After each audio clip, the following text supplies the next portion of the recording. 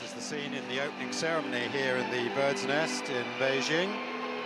And the crowd had just been informed that the President of the People's Republic of China is going to make his entrance together with the President of the IAAF, Diak.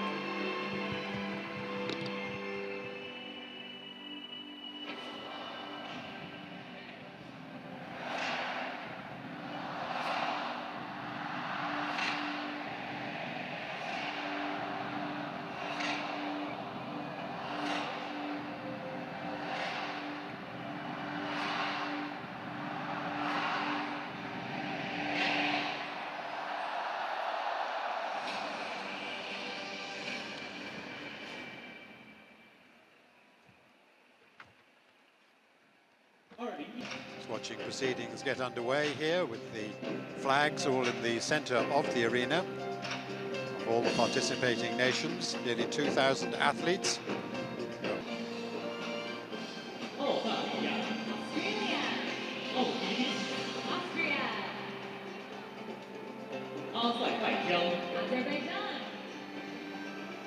And so the parade of nations is completed by the People's Republic of China, and the crowd are all support. And the President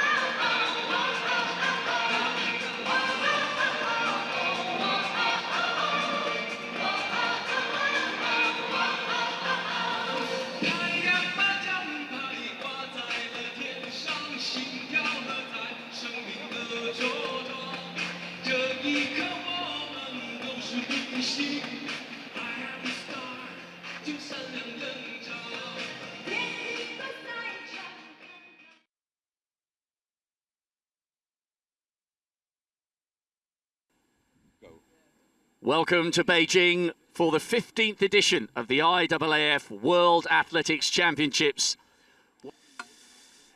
So a full look at the lineup.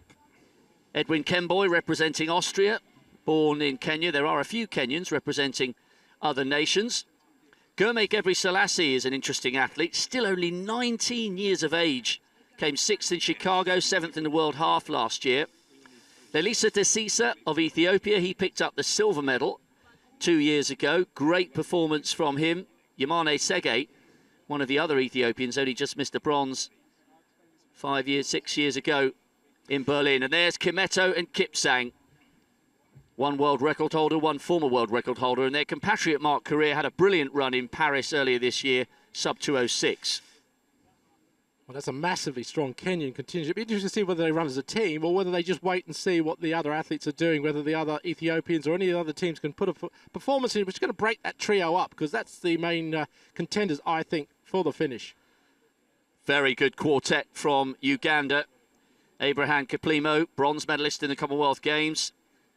And Stephen Kiprotich, of course, the big performer on the main stage. Cuthbert Nyasango hasn't done anything this season, the athlete from Zimbabwe, but he's a good performer on his day. 7th in the Olympics in London and 16th back in 2011 in Daegu. The last few seconds, as Steve said, must be agony. They'll be desperate to get going. We've only been here for 4 days and we've been desperate for the World Championship to start. There's that fantastic rail record. 2 hours, 2:57. I don't think we're going to get anything like that today, but it's going to be a tough race. And at last, the 2015 IAAF World Athletics Championships are underway. Couple of fallers there towards the back of the field. Brazilians just making their presence felt at the front of the field. We've got Solonai da Silva, who was 6th in Milan, Gilberto Lopez, and Edmilson Santana. And we did have Wilson Kipsang and Dennis Kimeto at the front. They're quite happy to let the likes of Santana just do the pacemaking. Just a quick footnote here, Bat Ochia, who you can just see in the back of shot. I was just reading his stats yesterday. He's in good form. He's run 44 major marathons. He was 3rd in Fukuoka in December, 3rd in Otsu. So he's well used to performing in Japan, which means he's comfortable in tough conditions. Now, he's only got I say only, in comparison to the likes of Kimeto with a 2:02.57.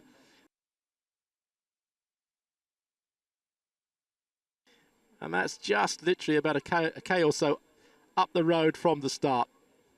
The interest from the locals, and obviously they will not be finishing in the Olympic Stadium itself. They will be diverted to another finishing area. But having said that, you can just see behind them, though, there's thousands of athletes actually taking part.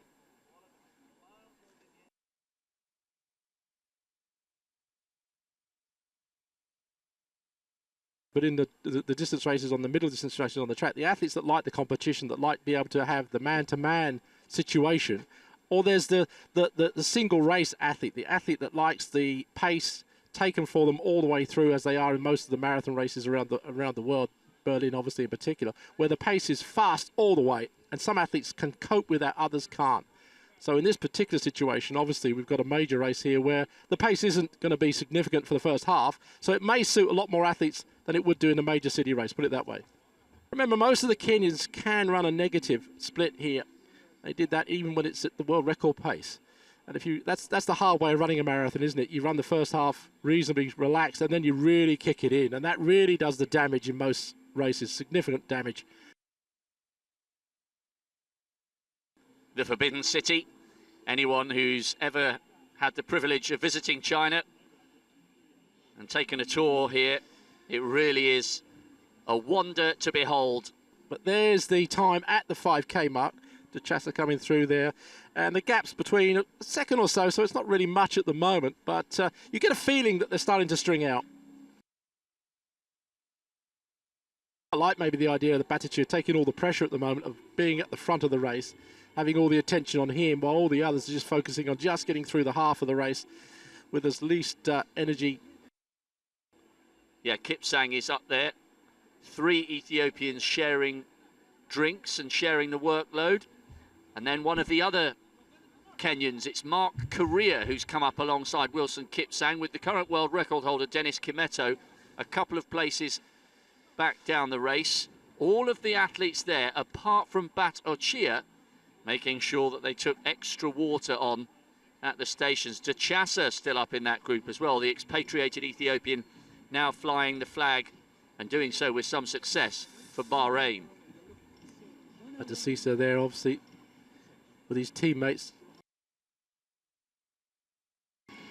Dachasa. Yes, getting back to that theory. Okay, well, my theory is that I would hate to run a race like that. I remember training once, I think it was in Wichita, Kansas, and I went out for I think it was a 15-mile, which was a 20k run, and I saw this thing in the distance. This looked like a black dot, and I wondered what it was. And I was running towards it, and it just didn't get any closer. And I kept running towards it, running towards it, running towards it, and I just couldn't work out what it was. And it was about 20k away. When I got to it, I found it was a dead cat in the road.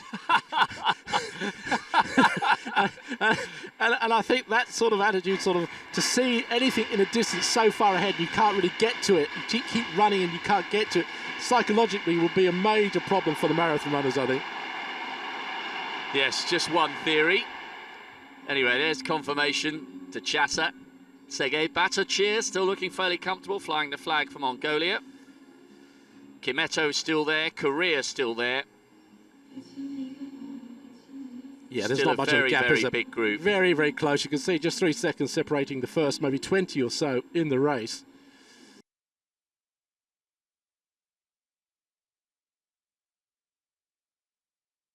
There he is, 969. Yeah, I was going to say there he is. Going across maybe to the shade there. I'm not sure what he's doing. He had a quick word with his teammates, didn't he, at one stage there, and said almost move up, you know, get up at the front.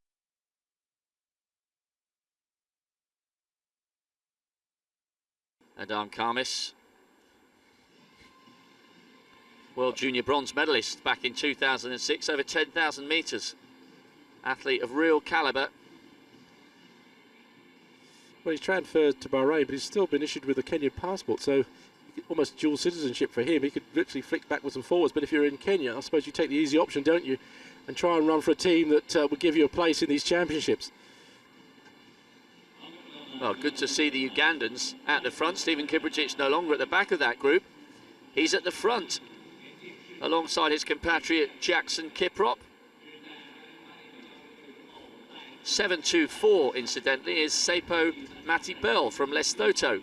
He's got a best of 2:16.21, and he's on course to absolutely annihilate that at the moment. But, and it is a big but, there's still more than an hour to go in these brutal, ever worsening conditions. It is absolutely roasting here in Beijing, and we are just gone 8:30 in the morning.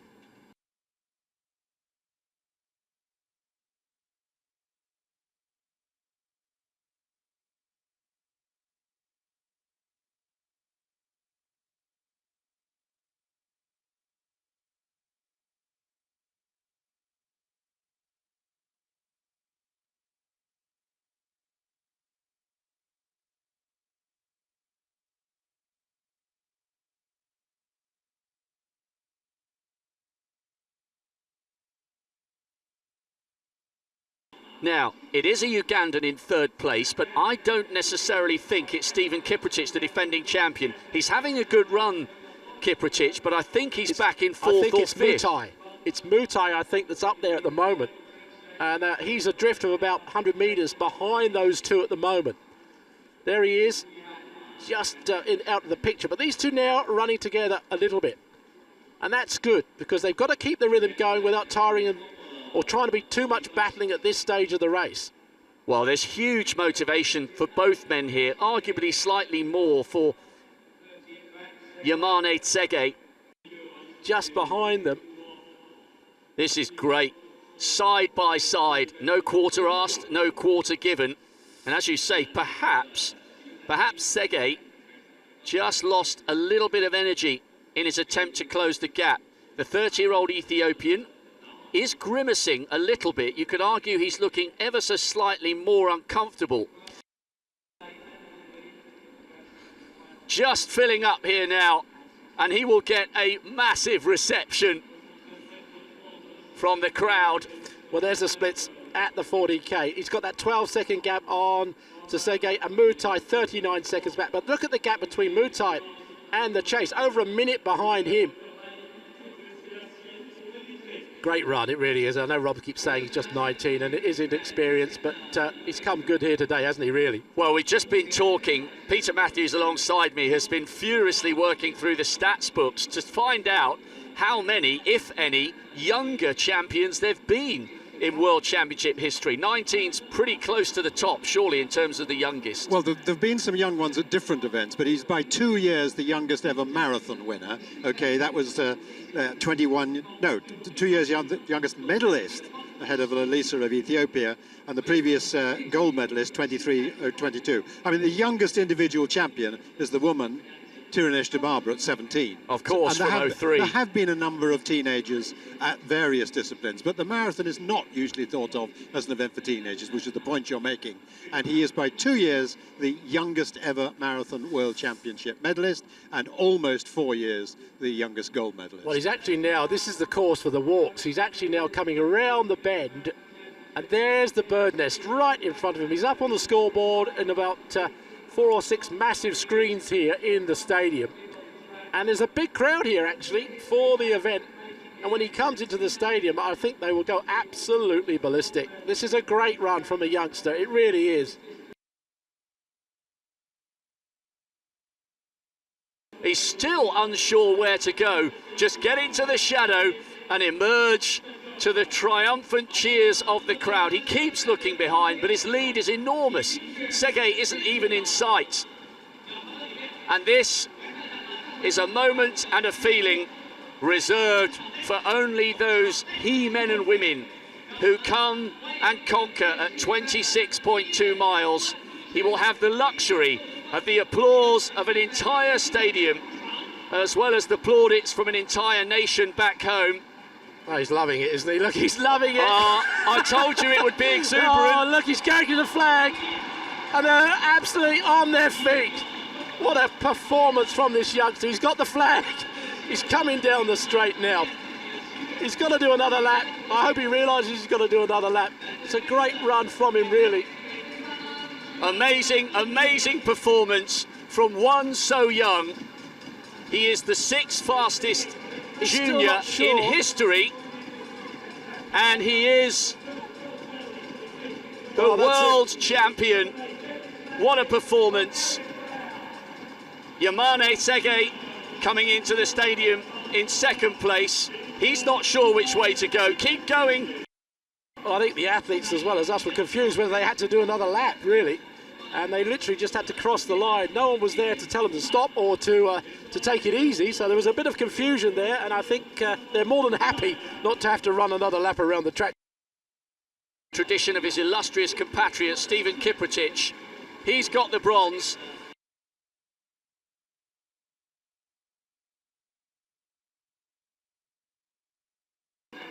There's the first gold, silver and bronze of the 2015 World Championship, and it's the teenager Gabri Selassie who's come out on top for Eritrea.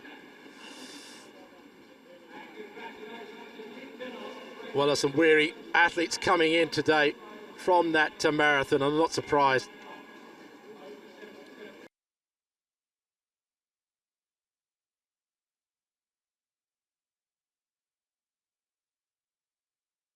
And a fascinating women's heptathlon just about to get underway here in the Bird's Nest Stadium, day 9, and the opening action in the stadium. Yes, thank you, Rob. It's the women's heptathlon. We have 4 races. They are seeded according to their time, so on paper the fastest of them should be in the 4th of these heats. But yes, this is the first action here in the Bird's Nest Stadium. With, interestingly, talking about birds, lots of swallows and swifts flying all around us at the moment. I don't know whether they've got nests here as well. Well, that's the actual mascot of these championships, isn't it? The swift. So obviously they've taken advantage of the natural wildlife.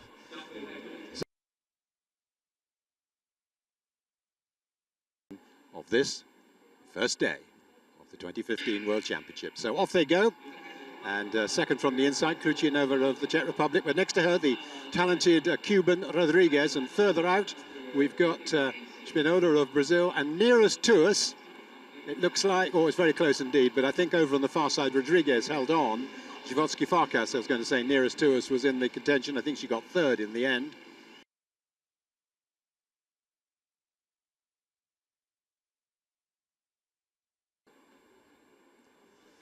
Heat 2 of this opening event in the women's heptathlon, the 100-metre hurdles.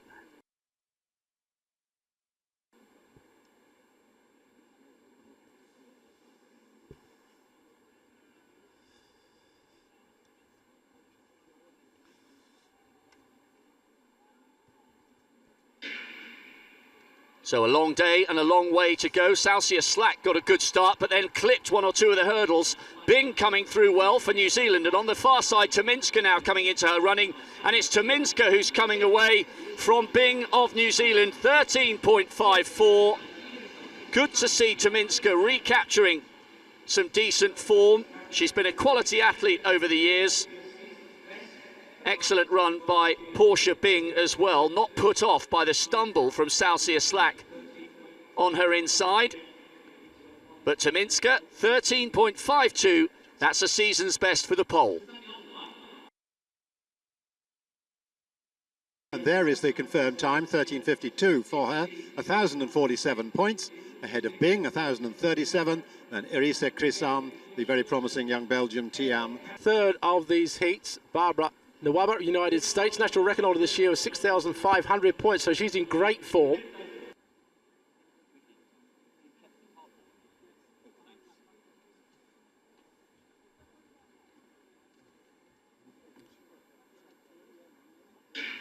Away cleanly. And Wraith, the German, looking very strong in the middle of the field. Also going well on the outside, and Nwaba. But it's Wraith, I think it's coming through now, looking very strong. Over the last hurdle, it's clear. Nwaba, I think it was, got in third place there. And the winner, Medina. Well, there's the confirmation of the result of the third of the four races in the hurdles. 1,093 points, the most so far by Ikanyatsi Admenina, but they're going to be quicker in the last one. All round the Bird's Nest Stadium here, as this is the lineup. Kasyanova of Ukraine, Tyson Eaton of Canada, Mokonyuk, Ukraine, Day Monroe, USA, Visa, the Netherlands, Jones, Barbados, Ennis Hill for Great Britain. Kasyanova, Tyson Eaton, Mokonyuk, Day Monroe, Visa, Jones, Ennis Hill, Koala and Bugard. Visa in 5, perhaps the ones to watch out for.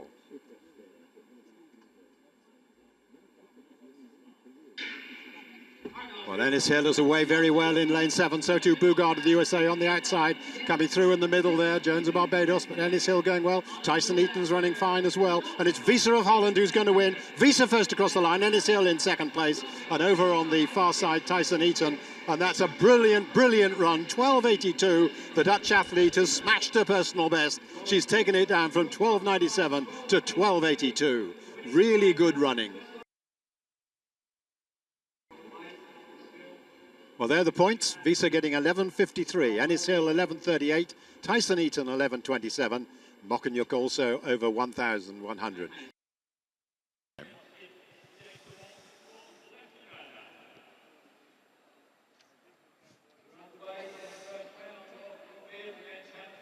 So we look at the scene here in the Bird's Nest, the roof protecting most of the crowd from the sun. And here is the standings in the heptathlon after the first event, which we had first thing in the morning, the 100-meter hurdles, a brilliant personal best, but Anida Visser sees her heads those tables. Meanwhile, though, Jessica Ennis Hill continues her merry way. She's had no failures. She really is looking very good, and this was 186 on her first attempt. 174, 80, 83, 86, all cleared by the reigning Olympic champion.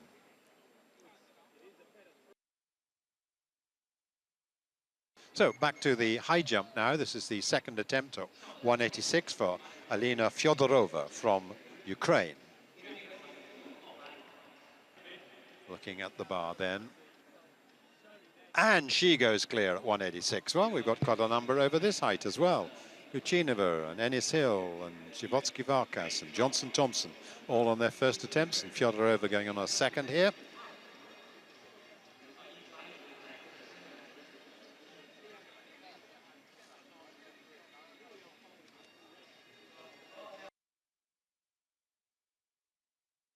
scare at 180, nicely clear at 186, but 2 failures so far at this height. Remember, she has done 197 indoors for the British record this year. No one yet clear at this height. 189, Katarina Johnson-Thompson.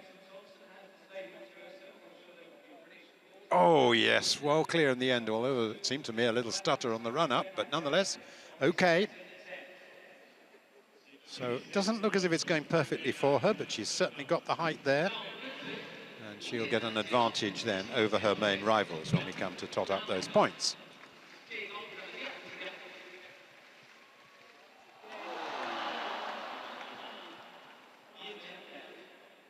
To 186 today. So not all the competitors actually at their best, and there is the result. So Johnson-Thompson gaining 1,093 points. Ennis Hill, Kluchinova, Zakova, Farkas, Fyodorova, Brerson, Rodriguez, and Quite a stiff breeze blowing in the stadium, just looking at the flags at the end. I wonder what impact that'll have on the times here this evening. well, the one event it won't have much impact on is the heptathlon shot put. That's about to get underway, a couple of minutes away from that. 2 pools. And that is the standings after the first 2 events of the day. The 100 hurdles was the first up, and Jessica Ennis-Hill was a little below par, but did very well both there and in the high jump to take the lead. Her teammate, Katrina Johnson-Thompson, in second place, had a near catastrophe in the high jump, needed 3 attempts at her opening height of 180, but then went on to clear the best height of anybody at 189, and she had set a personal best in the 100-meter hurdles earlier, as indeed also had Brianne Tyson-Eaton, the Canadian who's the overall favourite, or coming into the event was the overall favourite. She ran 12.98, taking 0.02 of her best, but was a little below par in the high jump with a 180 clearance. So this is the throwing order for Group A of the shot. Some strong Dutch athletes, even though Daphne Schippers isn't competing. We've got Vetter there, and we've also got in the other pool Nadine Visser, who's lying 3rd overall in this competition, and Nadine Brerson. So a very strong trio from the Netherlands, who have a good record in multi-event competition. Caroline Schaefer of Germany, another of the other contenders for a medal. Ikanyetsi Adminina was absolutely delighted to set a personal best in her race in the hurdles as well. And Jessica Ennis-Hill, the overall leader at the moment, former world champion, Olympic champion, is the 10th putter in that particular group.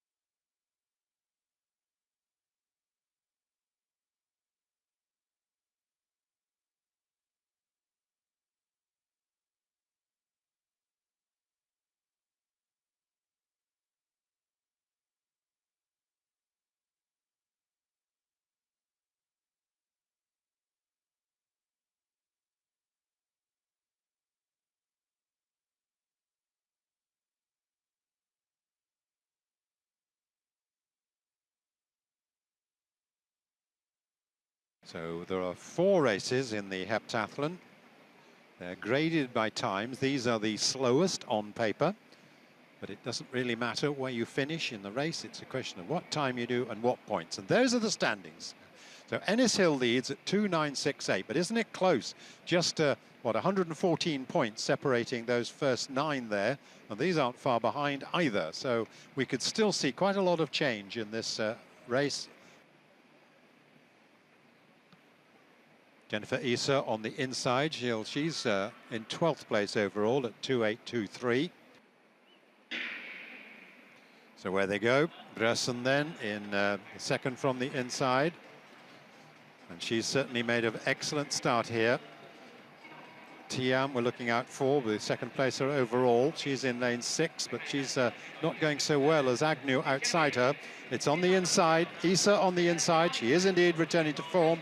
And Agnew looking very strong indeed, and finishing strongly also there, Tiam. Not very special times. We're going to see much quicker ones in the remaining heats. 25.04.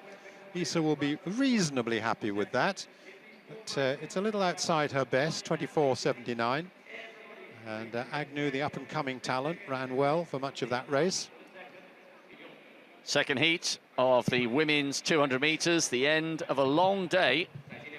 Anastasia Mokunyuk of Ukraine lies 4th overall. She starts in lane 4. So who's going to finish with a flourish? Mokunyuk has got away well. She's already up onto the shoulder of Rigel. And also going well is Sadiko. So it's Sadiko of Estonia with Mokunyuk just on her inside. These two pulling away from the field. Good run this from the Estonian. Grit Sadiko, former European under-23 champion, 24.42, 6 on the hurdles, but needed to produce something there just to get back in the mix. 24.41. Third heat of the heptathlon women 200 meters, and as Rob said in the previous heat, most of those athletes could run about 24. Most of these now are dipping down under that in the 23. The gun goes. Bing of New Zealand got a good start. Slack on the outside, also running well. Also Wusuk in the green. Out there in lane 8, also running well. But on the inside, I think it's Bing of New Zealand running well. On the inside, Adamina. Bing is closing, but Adamina is holding her off. These two clear at the moment. Fast finish on the outside here. Tomitska also running well, but it's going to be Adamina and then Bing. And I think Tomitska may have just got third there. I include Jessica Ennis-Hill, who at her very best, 22.83, makes her the quickest in the field by some way. She's operating a little below her best level, but she is leading this heptathlon. So the final event of the heptathlon 200 meters on day 1. And it's a good start from Tyson Eaton, hoping to gain some points over Ennis-Hill, who's just behind her. But Johnson Thompson it is who's taking a lead now. The brilliant talent of Johnson Thompson. It's the two British athletes coming clear of the field. Johnson Thompson, a big win. Ennis-Hill in second place. Visser in third. And Tyson Eaton way back in 4th place. And she's losing her position as favourite for this title now. And a very good time of 23.09. So this is how it looks coming into the second day of the heptathlon. The two British athletes, first and second. Ennis-Hill and Johnson Thompson, who's such a good long jumper. She could take the lead with that event.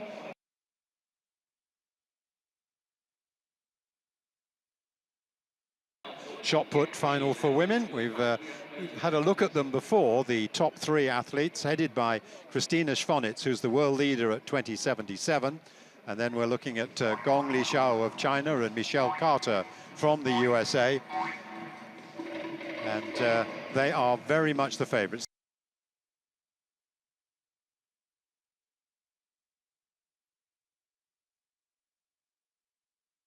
Gong Li Xiao of China into the circle, 2035 this year. And a mighty effort, and it's over 20, and that was what the big noise in the stadium was all about. The crowd just loving that. A mighty throw, a major contender for a gold medal. Well, as I said before, she was certainly my tip to come through. Very important indeed. It would indeed be marvellous. There's 5 rounds to come if we could have a Chinese victory on the first day of these championships.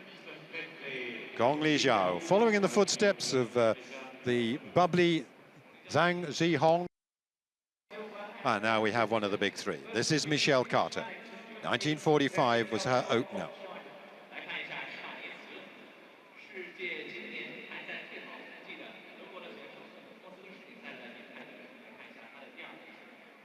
Good, consistent performer at a high level now.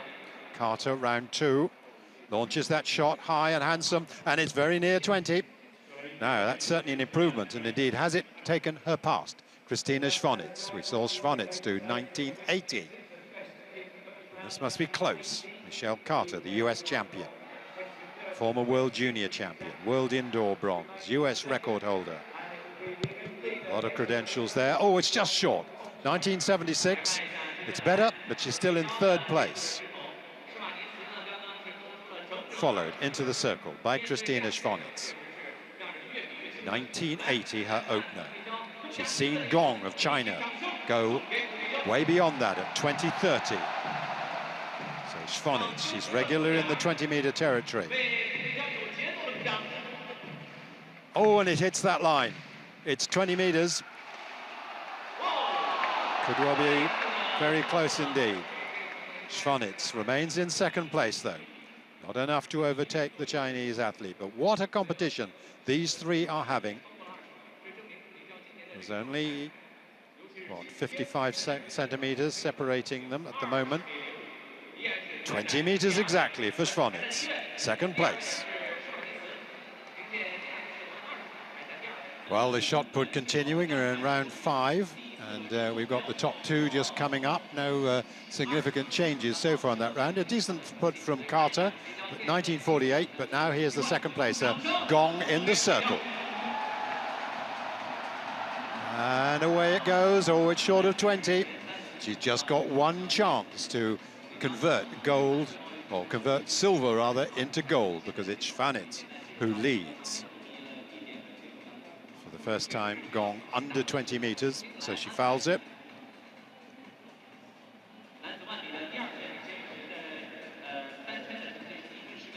So striving for as big a distance as possible. A medal looks assured, but could it possibly change from silver? So here's Schwanitz, round 5 for the German.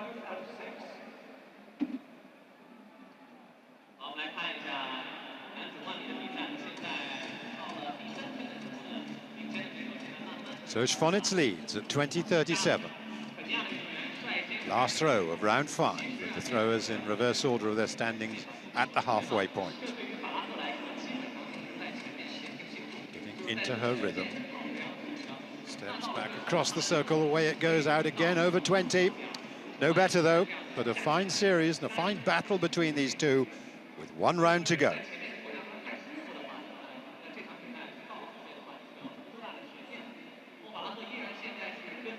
Schwanitz just over 20 meters.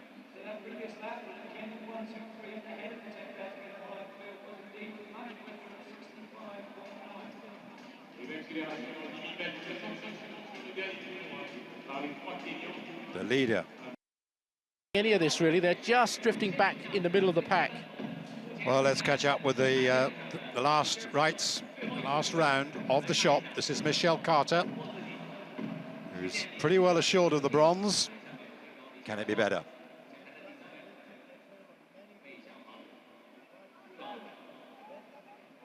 No, that may be better, but it's not going to take her into a better medal spot, but she certainly lived up to form. She was expected to get the bronze medal. She has done just that. Bronze goes to Michelle Carter of the USA in the women's shot put. Let's just see whether this is an improvement on the best of her competition. 1971, not quite. So 1976 is her bronze medal effort, and we've just got the big 2 to come.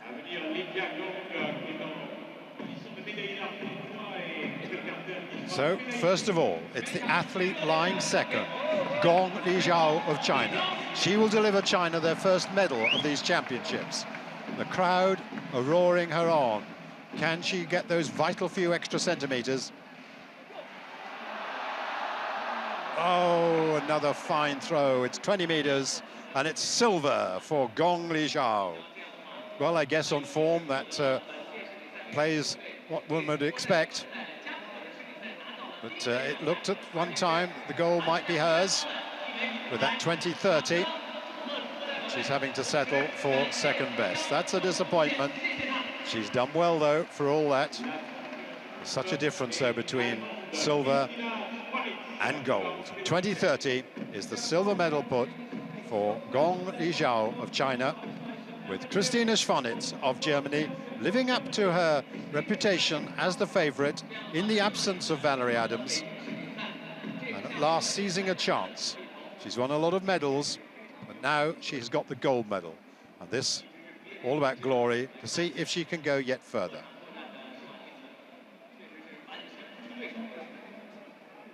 No, she can't, but it's another decent performance, just under 20 metres. So she doesn't want to have that measured. But there's the triumph of a champion, our first field event champion, and it's Christina Schwanitz of Germany, who wins the shot by just 7 centimetres over Gong Lijao of China.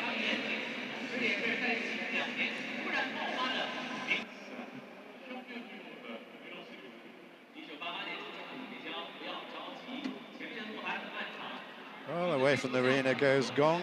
Schwanitz can celebrate with the German flag wrapped round her.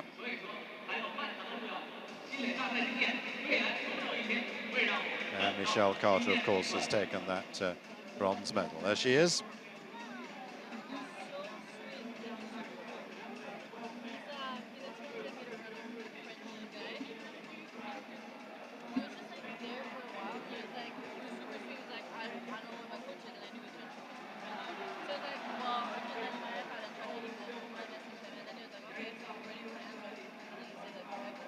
Well, congratulations of champions there. So that obviously completes the action, but we haven't given you the result of this event. We've told you what it was, of course. That's just seen the gold medalist, and we've just seen the silver medalist. 2 Chinese in the final. Fine performance by Gayo as well. Christina Schwanitz, Gong Lijao, and Michelle Carter, as expected, got the medals, and they performed right well to do so.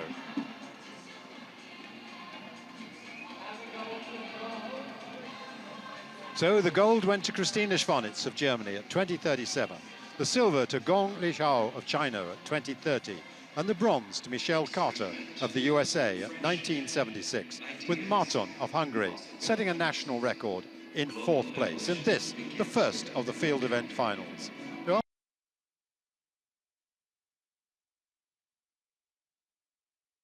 Here at the end of what has already been a thoroughly enjoyable opening day of the 2015 Beijing World Championships, the men's 10,000 metres.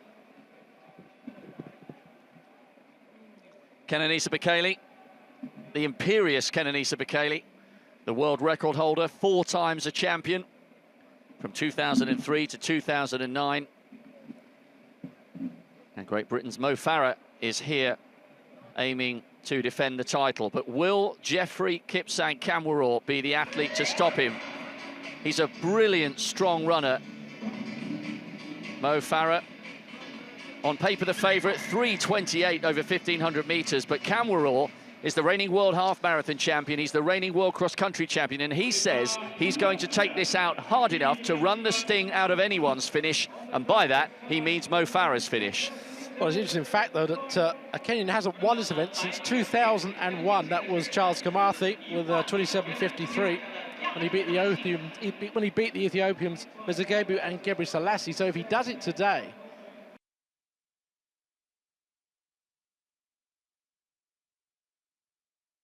we are about to find out. 25 fascinating laps of the track. What a race, and what a way to finish the opening day. Farah's in the mood, but so too are the Kenyans. And this 6¼ miles in old-fashioned money is off and running. And it really will be fascinating to see if Geoffrey Kamworor does indeed decide to hit the front early and really take it on.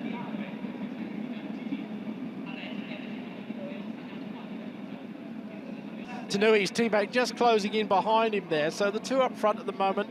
And you can see Mo's in about, what is he, 6th or 7th place behind those athletes. The pace, I don't think, there it is, a 68 first lap is not going to do any damage to anybody, really. No, it's pretty pedestrian at the moment, but it'll be interesting to see. That's around 28:20 pace.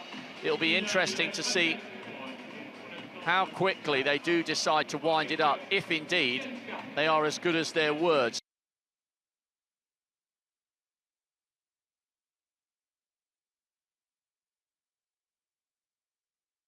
The first athletes to go for the water. Remember, we saw that in Osaka in 2007. And it's Kenya 1, Kenya 2, Kenya 3, and still Amane Merga just cracking in on the inside. And Ali Kaya going well, the youngster from Turkey who produced... No, it's only, well, it's not even halfway through the race, so there's plenty of time yet if you're going to inject anything. That kilometre 2:43, so the time there, 13:40, which will give you time of about 27:20, but they're going to pick it up, I think, on the second half of the race. Well, it's interesting, those last kilometre splits after that slow first one, 2:40, 43, 42, 43. In other words, it's level pace. If there's going to be a big change, someone has to do a surge, but it's too early for that.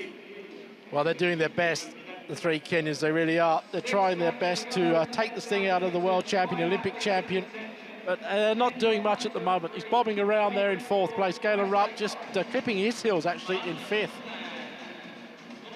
Well, it was another 65-second lap. They just haven't been able to maintain the sort of pace they need if they're really going to break this up, and they don't look as if they can. Interesting that Kuroki took it on, because he suddenly realized, hey, this is getting slower and slower. I've got to help do something about it. It's got to be sub 63 if you're going to do any damage. It really has.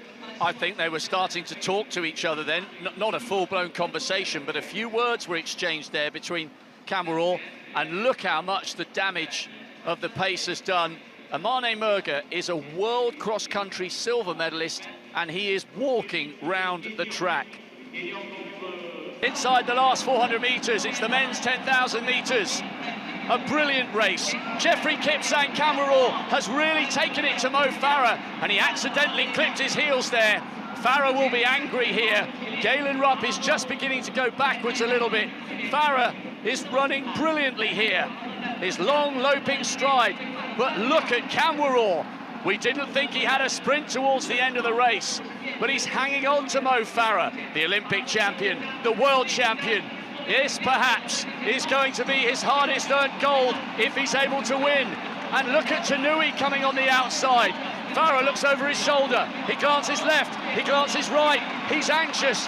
Kamworor is putting a great effort in here, but Mo Farah is going to defend his world title.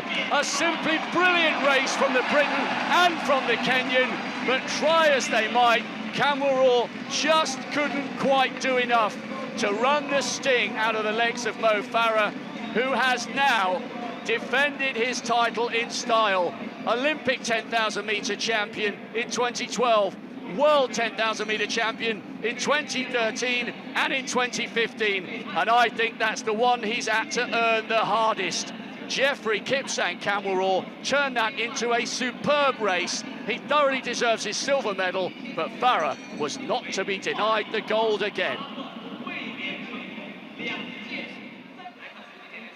At one stage here, it looked as though Tanui might be able to mount something on the outside, but once Farah turned into the straight, it was only him or Kamworor, and there was, as you said, Steve, only ever going to be one winner there when you're dealing with a 10,000 metre runner who's run 3:28 twice for 1,500 metres.